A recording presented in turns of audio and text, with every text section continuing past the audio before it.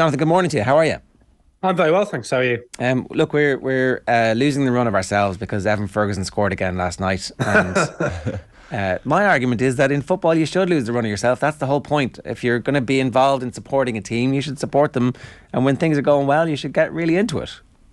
Yeah, I think that's fair enough. And he's obviously a phenomenal talent and somebody who's well worth getting excited about. Can you give us like an honest broker opinion? Because like we are literally carried away. We cannot see the wood for the trees here. Like we've literally compared him to every one of the world's best strikers in the last 25 minutes in the show. So how good is he? I mean, he's potentially very, very good. He's very young, so you've got to be careful about that. But he seems very level-headed. He seems to have that appetite to develop his game, which I think is the real key thing at this age. That he's not sort of thinking, right, I've cracked it. That there does seem to be that desire to continue his education, to continue to improve. There's not many players I think who've come into the game so quickly and so quickly seem so comfortable, so adept at so many facets of it. And I think it's indicative of just how gifted he is that when he was on the receiving end of that terrible tackle from it was from Fabinho, wasn't it? It was in the Liverpool game. I sort of thought, that's even though I've got I don't particularly care about him or Ireland or Brighton. There was a sense of disappointment. I'm not going to be able to watch him for the next few weeks. So I really hope he gets over that soon. So, I think physically he's very, very good. Technically he's very, very good. And perhaps most importantly, mentally and temperamentally, he seems very, very good. Yeah, the last point on this before we get on to what we actually got you on to talk about, the bit where he is so young and has come through so quickly, like it's shocking, really. It seems like a complete outlier in how the Premier League does its business now, because they're scouting all of the world's best young players and they generally don't come through until 20, 21, 22, and even then they tend to come through in another league before they get the opportunity in the Premier League. Yeah, and I think I touched on a much wider point about youth development and the slight issue the Premier League has, that really the Premier League needs teams like Brighton, Brentford, Fulham, to be at least one or two of that sort of stature club to be doing well, because that allows these young players to be thrust into it. Whereas if he was at a Liverpool or a Chelsea or Manchester United, maybe that way would be blocked and he'd have to go out on loan and he wouldn't be getting his chance in a team playing well. And I think that's the key point. He could be thrust in playing for Watford or Norwich or whatever, but if you're in a team playing poorly, you're feeding on scraps. I mean, you could draw a comparison. It's not quite exact, but with Ellis Sims, who was on loan at Sunderland earlier this season, first half of the season, got 7 goals in 17 games, particularly when he was playing in front of Ross Stewart, looked incredibly bright. Then he's gone to Everton. Everton recalled him from the loan, and he's struggled for opportunities. And when he has got his chance, he's been wandering around up front while they whack long balls at him. And physically, he looks like that type of player, but he played best alongside a big man at Sunderland, alongside Ross Stewart. And I think there's more to his game than that, but he's not able to express that at Everton because they're never going to play with two forwards. So, the sort of mid-ranking teams slightly overperforming gives an opportunity for players to be fast-tracked that they wouldn't get at the bigger clubs, where there's probably 7 or 8 players vying for that position with him of a similar age. Which brings us nicely to the situation at Chelsea, where they have acquired some of the best young talent in world football, a lot of it in the same position, and now they can't really find a blend that is functional at the moment. Are there significant problems with the way Chelsea are going about their ambition, or beyond the identity of the manager and the transfer policy, or is this all going to work itself out over the next 18 months? What's your instinct about what's going on there? On the one hand, I'm so quite excited by a team trying something new, and this idea of we go out and we sign 6, 7, 8 players aged roughly 20, and we pay a lot of money for them and we give them long contracts, and this is the next decade of a club. I sort of see the appeal of that. However, at every stage, I see doubts. I mean, the first one is, if this works, why has nobody done it before? But I guess that's the nature of evolutions. By definition, they haven't been done before. The second point is, football just doesn't really work like that. There's no sort of, in other businesses, you can buy an asset and you have a relative confidence that it will appreciate. I just don't think I think it's as straightforward as that form and injuries and fitness, the team they're in has such a bearing on what their value is, both financially and in terms of what they deliver on the pitch, that I think it's very, very hard to predict where a player, however promising now, where he'll be in 3, 4, 5 years. I think giving players long contracts, while it gives you the security that the players, other clubs aren't going to come in and poach them from you because you can drive the value up. Well, realistically, who can afford to buy Chelsea's players? There's not many clubs there. And I think there's a massive danger that you get loaded with players who, for whatever reason, haven't quite developed as you'd hope. And then draining wages. And I know that the wages are relatively low and it's very heavily incentivized and it's really about bonuses. But if that's a liability for 7 or 8 years, that's the problem. Also, we've seen with a huge number of players that they almost need to be coming towards the end of their contract, to be entering a period of renegotiation, to be fully motivated. It's quite easy to go, 8 years, I can just sit here. I don't need to be playing for my future. But also, there's just a more fundamental problem that I guess splits into two. So one is, if you bring in, however many players they brought in, a dozen or so at once, it's really hard to get them to settle. And we've seen that when Fulham came up the last time, that no matter how good those players are, it takes some time to settle, and getting the blend right is really difficult. And secondly, you need a blend of ages in the squad, that you can't just shove out 8 players aged 21 or under. They need some experienced players there to help guide them. And so that's why the whole history of football, the best clubs, yes, they bring in young players, but they bring them in 3 or 4. They'll push through, and then ideally they'll have 3 or 4 in their mid-20s and 3 or 4 touching 30 who've seen it all before, and then the one learns from the other, and the sort of, you get the blend of the energy and the enthusiasm of youth and the benefit of the experience of the older players. So I think it's a chaotic situation anyway. And then thrust into that, you've got Graham Potter, who I think is a very, very good manager. He's shown incredible, I think, emotional intelligence right the way through from the 9th tier of English football, the Ghana women's team, an amateur side essentially in Sweden, with Swansea, with Brighton. Every stage he's adapted and he's changed his approach, and it's worked. And there's no reason to think that Brighton is his ceiling. But he's a manager who is always, when you're coming from Brighton to a Big 6 or Big 7 side, there'll always be that slight question mark. And obviously the start he's had, those doubts are magnified. And I think fans have significantly lost faith. And from what we hear, players still do believe in him and do still appreciate him, and his calmness seems to make him very popular. But you do wonder how long that will endure if form continues to be as poor as it is. And he could easily find himself drummed out before he's really had a chance to get his feet under the table in a very, very difficult situation. It's ironic, Jonathan, that we're talking about Evan Ferguson when his former manager Graham Potter needs a striker right now. They've got one goal in 6 games, I think. It is. So will he be given? Are you led to believe he'll be given a bit of a leash to pre-season until Christopher Nkunku comes in? Or is his job actually under threat in the next number of weeks? I think that's very difficult to say. And everything we hear from the club is, no, we've got patience. We don't need to qualify for Europe this season. All of that is priced in. We're not worried about it. Everything you hear coming out the dressing room, in Chelsea's historically has been a very leaky dressing room, and a dressing room that has turned on previous managers. I haven't seen any evidence of that yet. You hear certain things from players that they appreciate that when they've come back from injury, Potter's been very patient about putting them back in the side, whereas previous managers maybe would have rushed them back and risked further injury.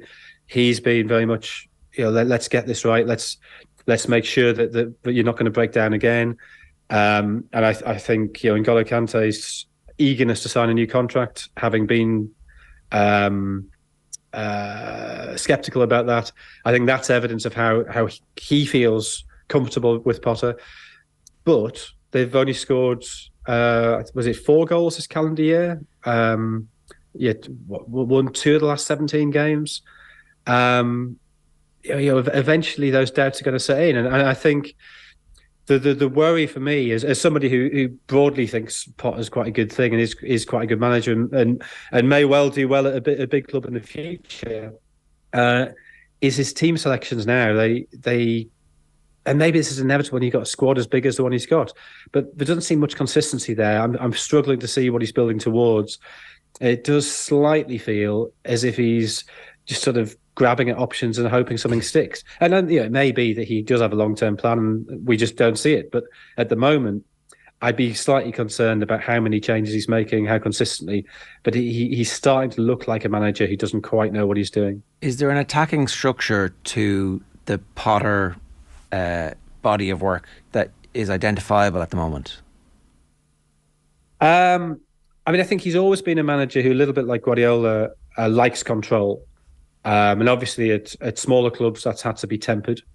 There's only so much control a Brighton or a Swansea are going to have.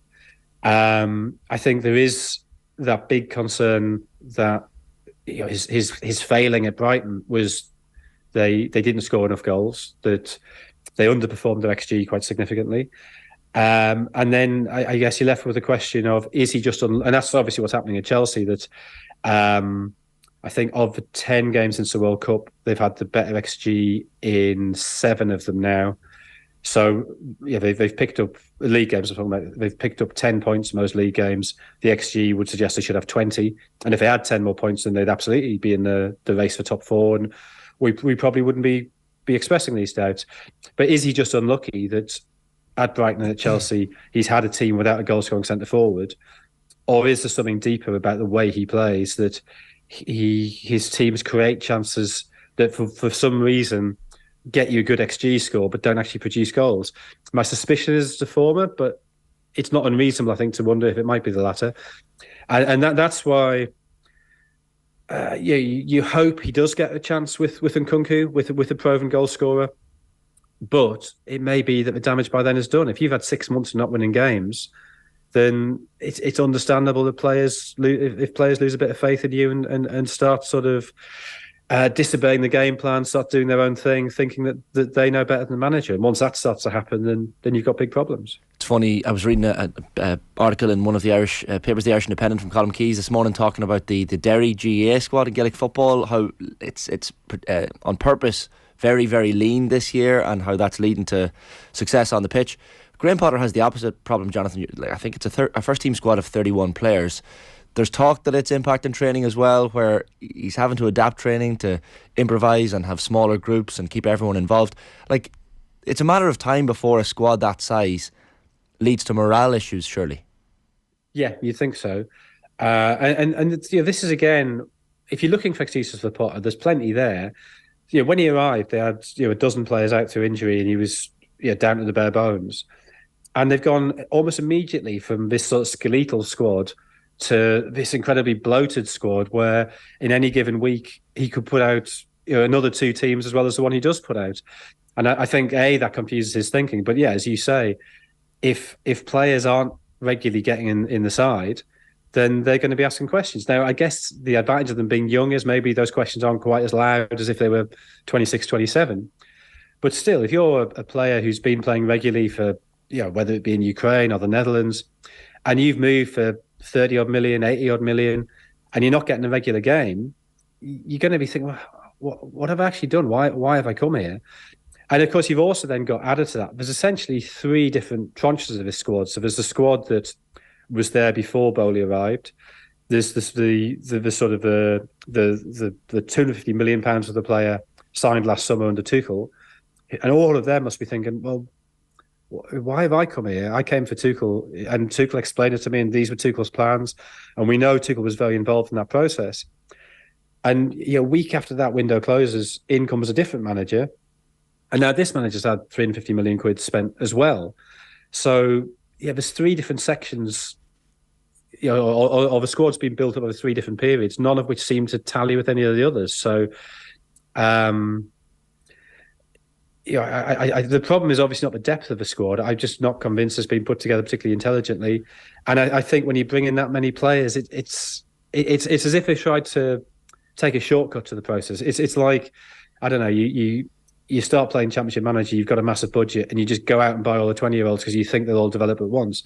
But real life's just not that easy. The evolution of players is not automatic. They need to be brought through, and they need people to guide them, and they need that evolutionary process. Football, obviously, and football fans is a constant world of comparison and, well, how are they doing? And we know that we have the league table, which is the ultimate comparison, but there was also a trophy lift at the weekend where Manchester United have turned their season around under Erik Ten Hag. And I mean, it's obviously a very different CV that Ten Hag has to Potter, but by comparison, those players at Manchester United who were previously failing under Ole Gunnar Solskjaer and managed before that now look like they are not just competent, but also in some cases much better players than they were previously. So that's what a good manager can do to a squad, irrespective of the size of it. It doesn't help Potter that Ten Hag is being quite so successful at the moment, does it? No, it doesn't. I mean, I'm not sure the comparison. It's not an entirely direct comparison. That I think the United squad. With 3 or 4 players coming in the summer, it's made it look very different. And I think more importantly, 1 player leaving. But I think the speed with which Ten Hag's been able to sort that out is incredibly impressive. You think how bad they were in that defeat to Brentford. But that does show how quickly these things can turn. If Potter gets his centre forward in, if he does get them scoring goals, they scored fewer goals than any other professional team in England this year. That's not normal. That's not like this. There's something. It's I think beyond Potter. There's just a weirdness there. If that disappears, if he does find the right structure, it could be that in 6 months this all suddenly looks very good. That I think we've seen with Arsenal and Arteta, things can change very quickly. It only takes 1 or 2 things in the squad to be slightly different, and suddenly a lot of other players can look a lot better as well. Now, I think that's one of our failings as a football culture, that we're far too quick to judge players and say, oh yeah, he's not up to that level, or he should be getting in the England team, when actually it's to do with the structure that they're in. That there's very few players in the Premier League who are actually bad players. It's just, can you get the most out of them? I think Potter's struggling to do that at Chelsea at the minute, partly because of the size of the squad, and partly because the sort of general atmosphere of despair and frustration. So much money's been spent and so little's been delivered on the pitch. And I know Graham Potter has a couple of top recruitment specialists apparently alongside him, but if you compare that recruitment at Chelsea and United, and even away from the pitch, you think of characters and personalities. I mean, you look at the likes of Casemiro or Varane or Martinez at Old Trafford.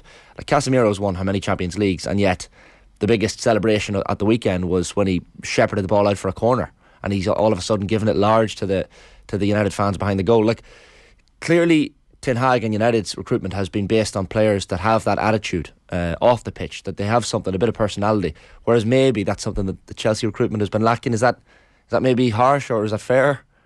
I think it's inevitable danger when you sign so many young players. So, I mean, you look at Enzo Fernandez, for instance, you can't doubt his will to win. I think Casemiro is an exceptional signing, but they paid 60 million for a player, who's got 5 years left, maybe maximum, whereas Chelsea paid 105 million for a player who's maybe got 15 years left. So, yeah, but you're right. It is a danger if you bring in young players. You don't quite have that drive and that confidence.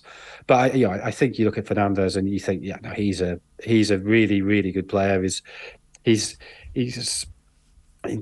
worth 105 million? These are sums I really I struggle to understand. Is he an exceptional footballer? Yes. His capacity to find space, his touch, his passing, allied to that aggression. I think he's. You imagine him and Kante playing together at the back of midfield, and you think any opposing creator, that's a really terrifying force. And Fernandes can create as well, and Kante can make those driving runs. So I think there's plenty of potential there with Chelsea, but it's more the spending on those wide forwards where it's a little bit harder to see why they needed to do that when they already had wide forwards there, whether there were other positions they needed to strengthen first. But you look at Badiashile at Chelsea, who's, 19, 20? And when he's played, he's looked exceptional. So it's not that the whole recruitment has been a disaster. It's that bringing in so many players at once has created confusion. But certainly Fernandes and Badiashile, I think, and João Felix, albeit only on loan, have looked, I think, very, very promising and very impressive. What is your explanation for why Ten Hag has been so good? What is it that he's done to make the team so effective that has allowed those players to either overachieve in some cases or fulfill their potential in others? I think he's a proper manager. He's tough. He's got a clear vision of what he wants to do. He's smart enough and intelligent enough and brave enough to adapt that when it obviously wasn't working.